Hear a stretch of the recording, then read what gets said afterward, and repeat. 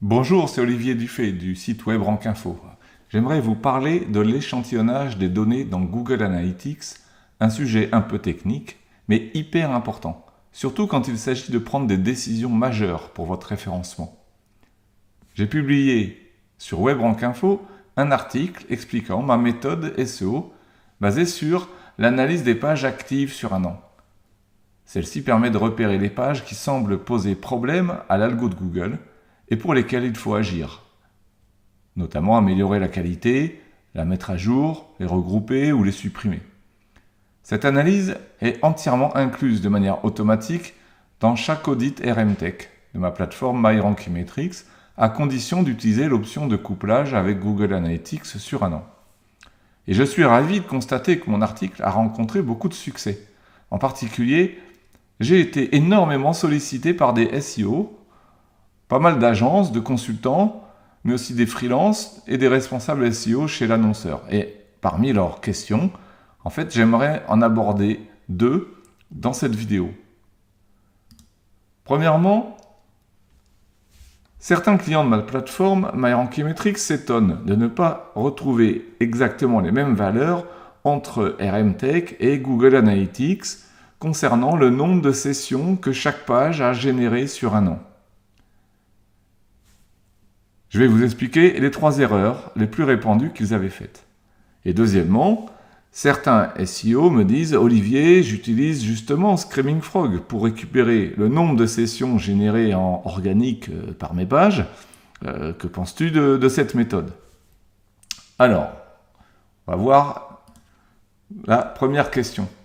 Pourquoi les valeurs diffèrent-elles? Alors, l'erreur numéro 1, c'est d'aller consulter un mauvais rapport, en fait, Google Analytics. Le deuxième, ce sera d'utiliser une mauvaise vue Analytics. Et la troisième, ne pas se rendre compte qu'il y a de l'échantillonnage. Donc, la première erreur, c'est de consulter le rapport qui s'appelle « Toutes les pages » dans Google Analytics au lieu du rapport qui s'appelle « Page de destination ». En fait, vous ne voulez pas savoir combien de fois vos pages ont été consultées, mais combien de fois elles ont généré de visites. Il faut donc s'intéresser à ce que Google Analytics appelle les pages de destination.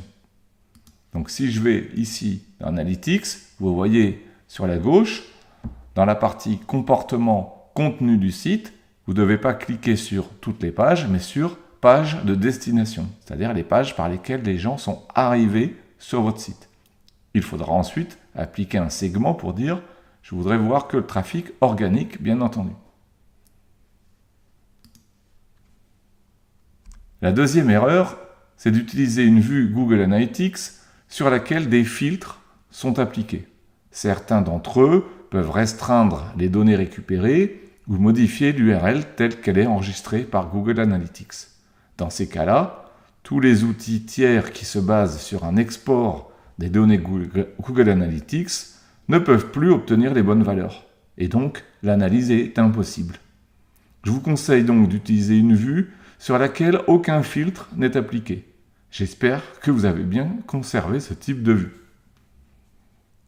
L'erreur numéro 3, c'est de ne pas faire attention à l'échantillonnage qui peut être appliqué dans Google Analytics.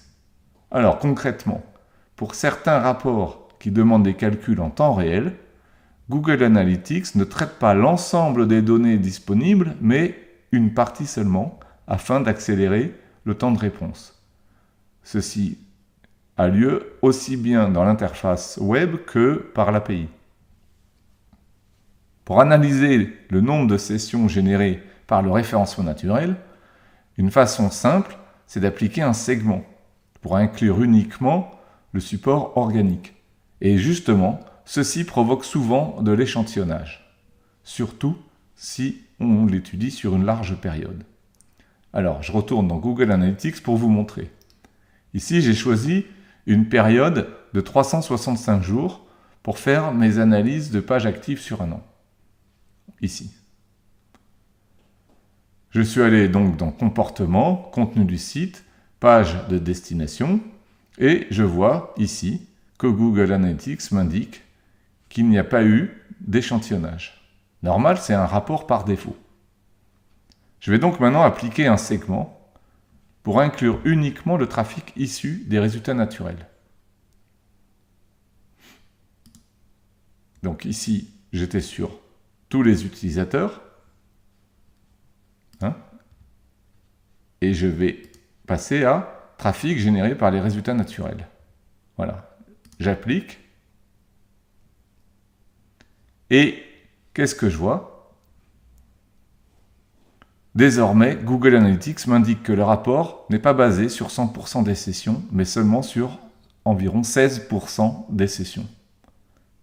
Autant dire qu'il y a beaucoup d'échantillonnage. Résultat, les valeurs indiquées dans le rapport ne sont que des estimations. Dans l'exemple à l'écran, elles sont parfois assez loin de la réalité. Alors, pour s'en rendre compte, j'ai fait un export de ces données Google Analytics. Je les ai regroupées avec les données fournies par mon outil RMTech. Mon outil passe par l'API avec une méthode qui permet d'éviter l'échantillonnage, en tout cas pour 99,5% de nos utilisateurs. Seuls nos clients ayant plus de 50 millions de visites organiques par an ont été concernés et ont eu très partiellement de l'échantillonnage. Notre méthode fonctionne extrêmement bien. Alors donc ce rapport, il va vous indiquer toujours au passage s'il y a eu de l'échantillonnage ou pas. Voici donc les résultats. Bon, ici j'ai flouté les URL, mais vous voyez le nombre de sessions générées en organique. Donc ici selon RMTech, et là selon Google Analytics. Ici c'était l'interface web que j'ai tout simplement exportée. On verra tout à l'heure que j'ai aussi comparé avec Screaming Frog. Donc qu'est-ce qu'on constate? Eh bien qu'il peut y avoir des différences plus ou moins importantes. Vous voyez ici qu'il y a 2% d'erreurs, 1%, 4%, 7%. Bon, à vrai dire, dans mon cas de figure, je suis sur l'étude des pages inactives ou très faiblement actives pour savoir si je dois les supprimer ou pas sur mon site. Donc, c'est pas vraiment sur les pages qui génèrent beaucoup de visites que je suis inquiet. Donc, je vais passer un peu plus bas. Voilà, par ici, mettons des pages qui ont 5 visites par an. Bon, c'est pas énorme, franchement, il va falloir se poser des questions.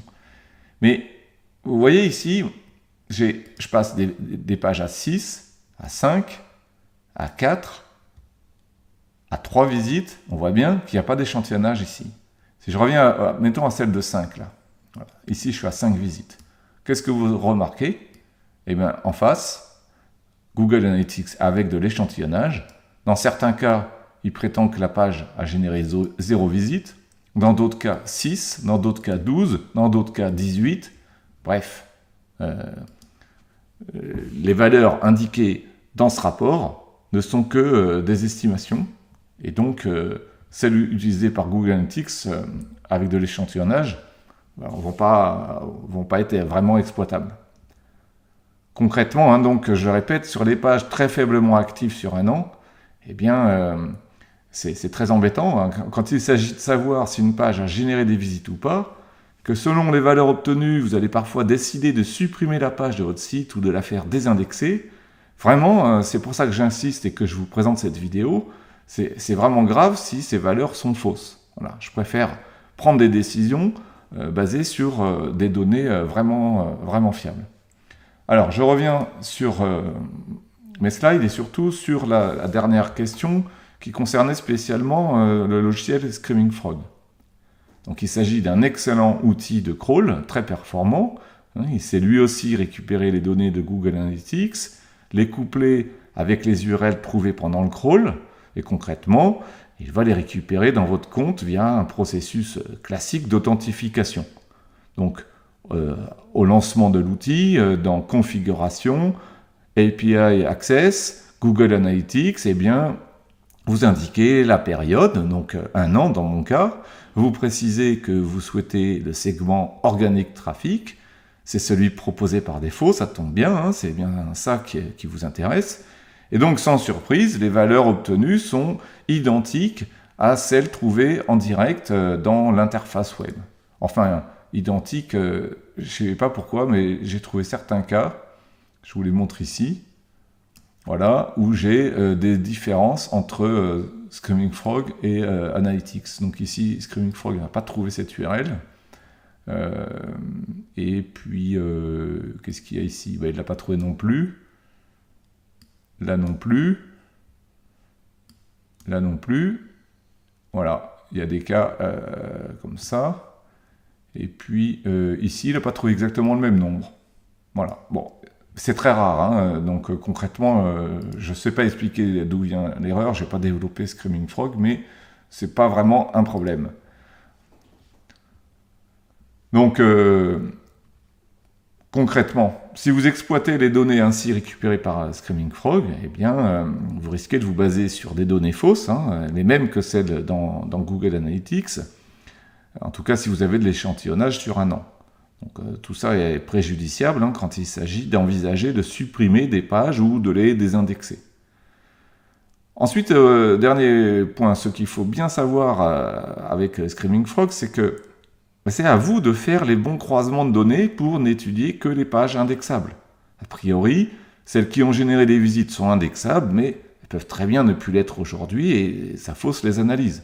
De la même façon, si vous souhaitez savoir ce qui ne va pas en termes SEO avec ces fameuses pages inactives, eh bien dans Screaming Frog, il va falloir croiser les données et c'est pas vraiment facile à faire, à récupérer, surtout quand c'est à la main pour toutes vos pages.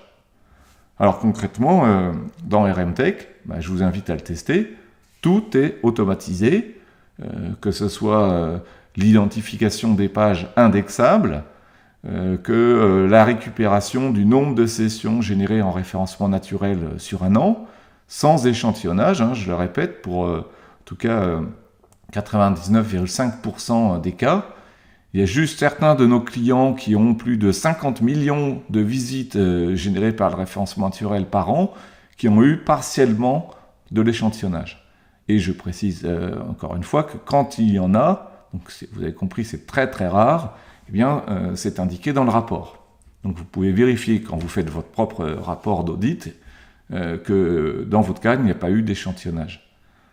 Ensuite, vous avez toutes les données qui sont exportées dans un seul fichier avec tout un tas de colonnes par URL et notamment au même endroit la liste de tous les problèmes qui ont été identifiés pour chaque page et donc avec les recommandations associées. Alors pour conclure, que vous utilisiez RMTech ou un autre outil comme Screaming Frog ou n'importe quel autre, eh bien n'oubliez pas un dernier point quand même, c'est l'humain, vous, qui prenez les décisions finales. Mais pour cela, vous avez besoin de vous appuyer sur des données fiables. Voilà, j'espère que ceci était très clair. N'hésitez pas à poser des questions dans les commentaires, à lancer des rapports pour comparer, et puis à vous abonner à ma chaîne. Merci d'avance.